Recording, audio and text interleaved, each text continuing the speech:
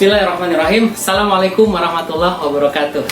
Berjumpa lagi dengan saya, Fai Iskandar, People and Organization Development Specialist.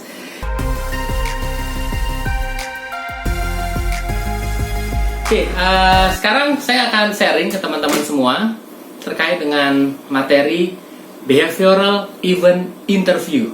Apa itu? Teknik melakukan interview.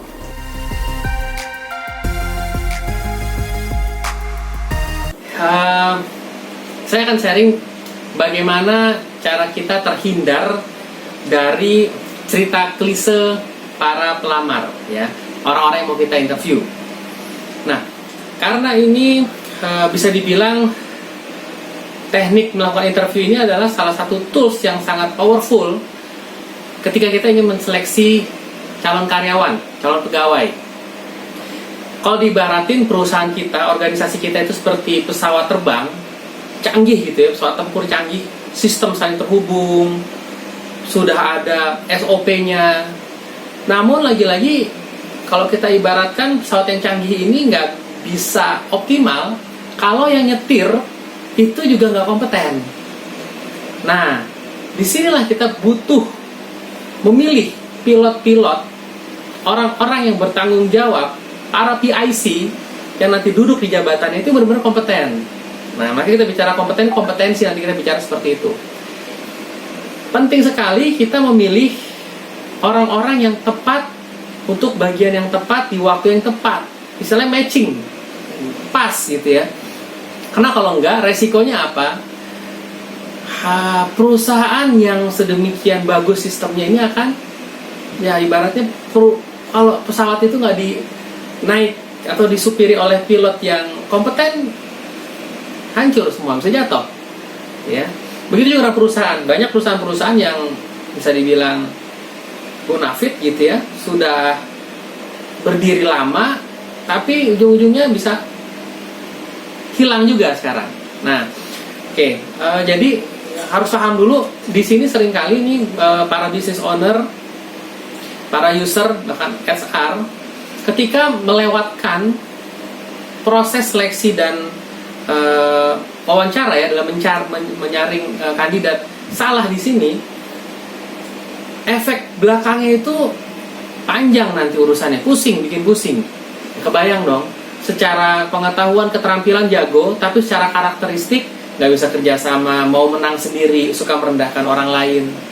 Gimana kalau ketemu dengan rekan kerja begitu? Pusing teman-teman. Ya, nah untuk itu ada satu teknik yang dinamakan dengan BEI, Behavioral Event Interview ini. Bagaimana kita bisa mensaring, menseleksi ya orang-orang itu biar fit, tidak hanya secara kompetensi, tapi juga secara culture, fit secara culture. Ya, nah ini penting ya. Tekniknya seperti apa? Nah di sini saya akan sharingkan. Jadi pada dasarnya teknik interview itu macam-macam. Ada yang tidak terstruktur, ya. Ada yang cuman istilahnya sekedar campuran, gitu ya. Ada yang justru bertanya ngalor ngidul nggak jelas. Kalau BEI ini terstruktur, ya nanti jadi nggak sembarangan. Dan dilakukannya juga bisa dibilang butuh pengetahuan dan juga keterampilan. Jadi nanti harus diulang-ulang. Nonton aja nanti video ini diulang-ulang kalau belum paham. Ya, saya langsung aja. Jadi bagaimana kita melakukan ya teknik ini? Tentunya ada kelebihan dan kekurangannya ya teknik ini. Tapi kelebihannya dulu sebelum biar Bapak dan Ibu rekan-rekan sekalian tahu. Kelebihannya ini memang karena dia terfokus ya sama kompetensi yang akan dibutuhkan, yang kita butuhkan di posisi nanti yang kita akan rekrut. Karena dia terfokus, jadi orang-orang yang nanti kita interview itu benar-benar fokus kita gali kompetensi memang dibutuhkan. Jadi nggak ngalor ngidul kemana-mana. Sehingga prediksi ya, keakuratannya itu lebih tinggi dibandingkan dengan interview-interview lain. Misalnya ada panel interview, interview sekedar hobi, itu sangat jauh ya dibandingkan dengan BEI ini. Ya, nah, jadi kelebihannya tadi satu sangat akurat dibandingkan dengan metode-metode lain. Ya, kekurangannya justru ya ini yang akan kita lakukan. Kekurangannya itu kalau nggak terlatih, ya nggak akan bisa menggali kompetensi yang dibutuhkan. Ya. Nah, jadi prinsip dasarnya adalah begini. Ketika kita ingin melakukan interview ini, pertama kali memang ada yang perlu kita siapkan ya. Jadi sebelum kita melakukan interview ini, pertama yang harus disiapin adalah interviewer harus jelas dulu nih, dia mau menginterview untuk posisi apa, ya. Satu, untuk posisi apa? Contoh misalnya marketing, sales and marketing manager, atau sales manager, atau marketing manager, atau ada di perusahaan yang digabung nih, sales and marketing manager jadi satu. Ya, ada yang begitu. Yang penting clear. Kalau memang posisinya hanya untuk sales manager saja, oke, clear. Kalau hanya untuk sales and marketing manager, clear. Karena apa? Nanti setelah posisinya jelas apa, job desk-nya juga harus jelas, job desk yang dibutuhkan. Nanti ini orang akan melakukan apa-apa aja. Oke, karena dia sebagai seorang leader, manager gitu ya, kan leader memimpin anak buah berarti dong. Nah, nanti just clear kompetensi bawahannya. Bawahannya apa? Misalnya seorang ini kan masih tahap persiapan ya di awal ya. Kita harus nyiapin data-data ini dulu. Sales and marketing manager, oke. Kompetensi yang dibutuhkan apa? Misalnya, pasti leadership dong. Ya, dia harus bisa memimpin orang, harus bisa memotivasi orang, ya. Harus bisa membaca market, ya. Harus bisa tadi presentation skill misalnya, analytical skill, conceptual skill. Nah, ini kompetensi-kompetensi ini kita coba harus pahamin di tempat kita tuh butuhnya seperti apa. Sales and marketing manager. Kompetensi ini bisa ya, nanti ada saya akan bikin video sendiri nanti terkait cara bikin kompetensi itu bagaimana. Tapi ini saya kasih gambaran sedikit aja. Pada tahap persiapan ini kita harus clear intinya. Posisinya itu apa, terus kompetensi yang dibutuhkannya itu apa saja. Karena apa? Ini akan nanti jadi bahan kita untuk istilahnya membuat pertanyaan-pertanyaan, melihat orang yang kita lakukan ini pernah nggak di masa lalu itu mengerjakan atau melakukan, ya, yang nantinya kompetensi ini muncul nggak. Kalau kita nggak tahu nggak punya list kompetensi ini yang mau kita gali, ya akhirnya sayang, percuma, ya. Nah, jadi pada saat pra gitu ya, sebelum melakukan itu siapin dulu job desk-nya apa, namanya apa, kompetensinya apa. Ini udah ada, baru kita lakukan yang namanya teknik interview BEI ini. Oke. Ketika kandidat datang, ya, kandidat itu datang, pertama kali yang dilakukan apa yang pertama nih?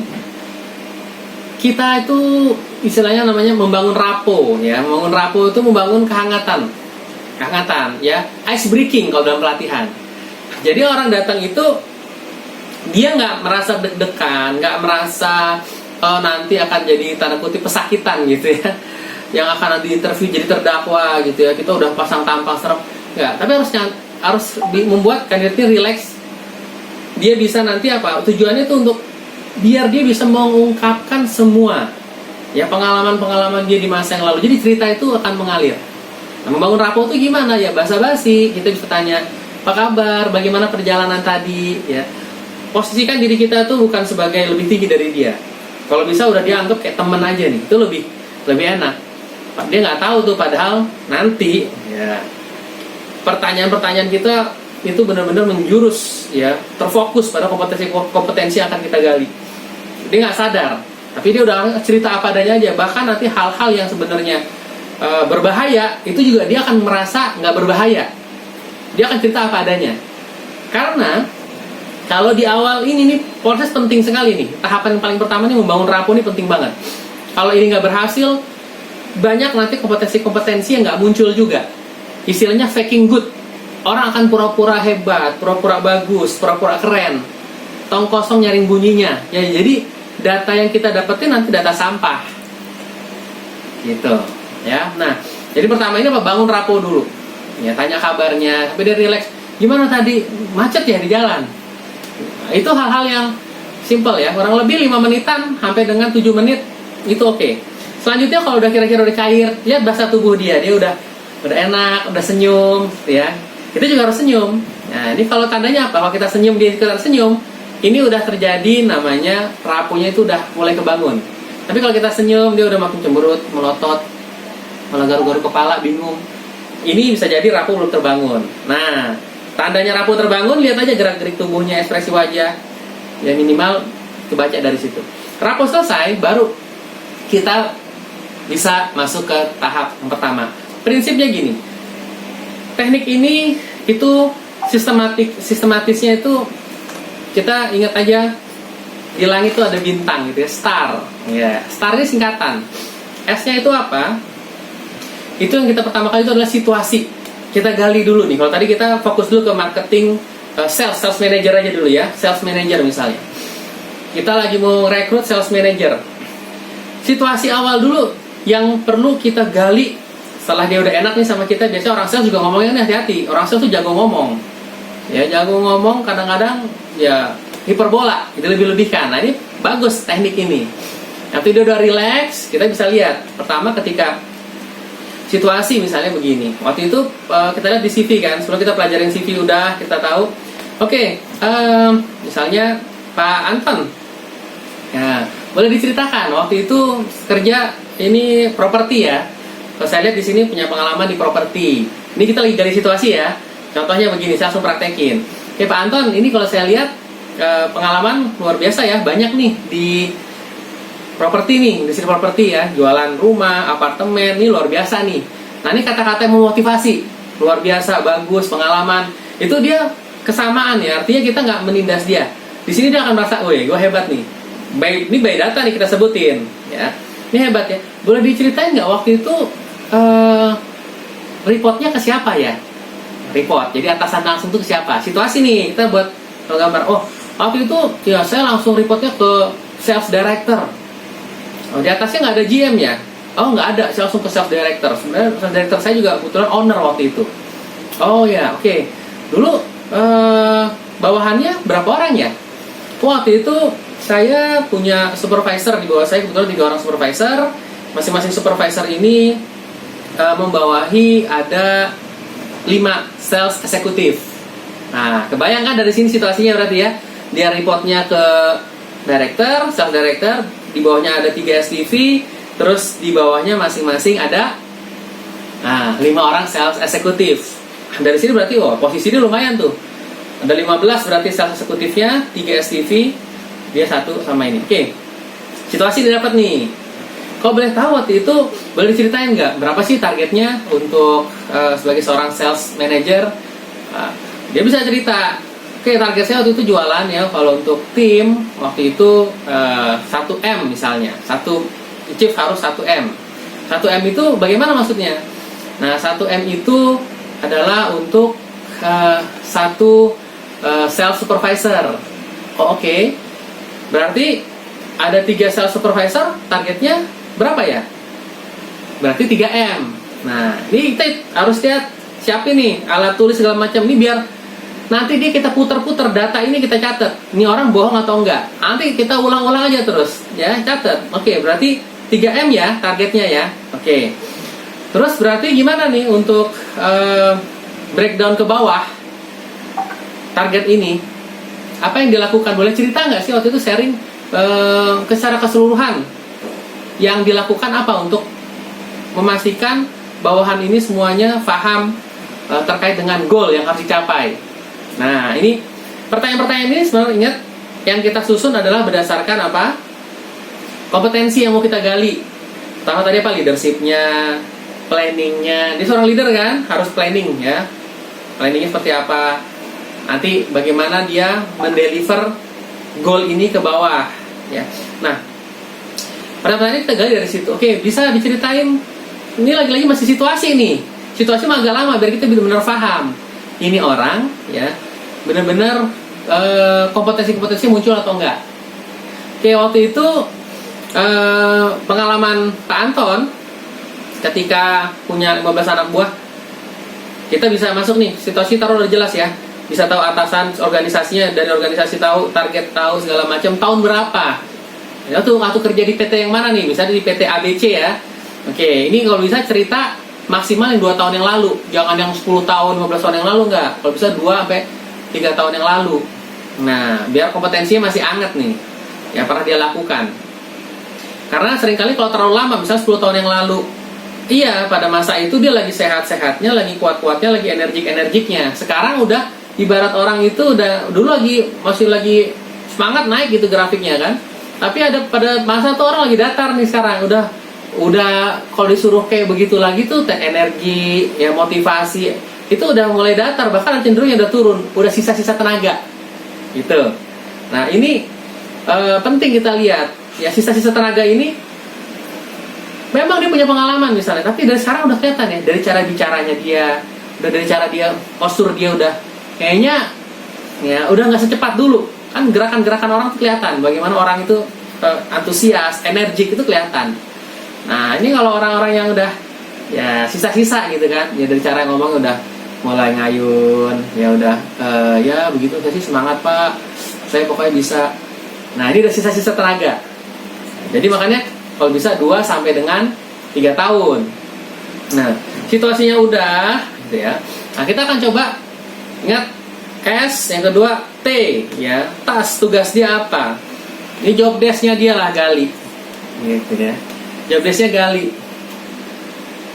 Jadi ya kita gali yang dilakukan apa sama seharusnya dilakukan gitu ya, untuk memastikan tim itu capai target.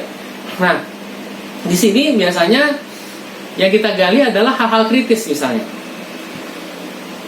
ada nggak pengalaman masa lalu, ceritakan ketika menghadapi anak buah yang nggak disiplin, gitu ya, anak buah yang nggak capai target. Apa yang dilakukan waktu itu? Ingat, apa yang dilakukan, bukan apa yang ingin dilakukan. Itu bukan. Ya, karena prinsipnya adalah pertanyaan B ini adalah pertanyaan-pertanyaan yang apa yang pernah dilakukan di masa lalu. Ya, karena nih tagline-nya adalah perilaku masa lalu itu akan mencerminkan perilaku dia akan masa yang akan datang, gitu. Ya, jadi apa yang dilakukan. Setelah itu udah tahu nih dia lakukan apa ya. Nah, dari sini kelihatan nih kompetensi tadi ya, ketika dia bagaimana tindakan-tindakan dia melakukan pengarahan segala macam, bagaimana dia ada anak buah, apa yang dilakukan. Itu tugas dia ya. Action dia apa? Apa yang dilakukan? Nah, STAR. Sekarang actionnya itu apa? Ketika ada anak buah misalnya nggak achieve target, apa yang dilakukan? Misalnya, biarin aja lah, toh di perjanjian kerja sama HRD 3 bulan dia nggak achieve, saya pecat. Ya udah, ngapain saya ini buang-buang waktu? Misalnya seperti itu, actionnya dia. Oke. Hasilnya bagaimana yang terakhir? Ingat, result. Result ini harus penting, harus dilihat. Hasilnya bagaimana? Kalau misalnya hasilnya positif dari action itu, ya. Misalnya dengan begitu saya sering keluarin orang, yang lain itu jadi lebih semangat nih misalnya. Karena ngelihat kalau nggak aktif, saya ini nggak pandang bulu, siapapun orangnya saya keluarin misalnya. Berarti yang lain tambah semangat. Yang ujung-ujungnya target perusahaan, target penjualan tercapai, itu oke. Resultnya positif. Tapi kalau ya mau nggak mau terus saya keluarin, terus hasilnya gimana? Yang lainnya juga akhirnya pada ketakutan tuh, bukannya malah mereka semangat. Ya itulah akibatnya, saya nggak sampai sekarang saya nggak achieve target sih Pak. Emang susah sih ya, jualan tuh memang kayaknya nggak bakat saya sih. Nah, ini udah oke, ya nggak apa-apa Pak, kita gini, jangan pernah kok gitu Pak, nggak pernah. Oh ya memang sih Pak, nggak semua orang memang berbakat jualan ya, tapi yang penting kita semangat Pak. Ibaratnya kita dukung dia, tapi dalam catatan kita udah coret tanda silang yang besar. Ya artinya bukan orang ini yang kita cari. Itu mungkin sekilas ya tentang bagaimana kita melakukan teknik BI ini, Behavioral Event Interview. Jangan sampai kita tadi terjebak ya dengan jawaban-jawaban klise dari pelamar. Ya, hati-hati kalau kita bisa bilang gini, oh iya, project itu tuh kalau nggak bisa selesai kalau nggak ada saya Pak. Ya kesannya kan tuh hebat kan? Wah, itu hati-hati nih. Star itu terbagi lagi nanti ya, detail itu terbagi lagi. Ada istilahnya star lengkap, ada star parsial, ada star palsu, istilahnya gitu. Ya, star palsu juga dibagi-bagi lagi nanti, detailnya ada lagi. Ya, nanti ikutin aja detailnya di video saya yang lain ya, video saya selanjutnya saya akan nanti jelasin lagi ya. Ikuti terus saya dengan Faik Iskandar. Assalamualaikum warahmatullahi wabarakatuh.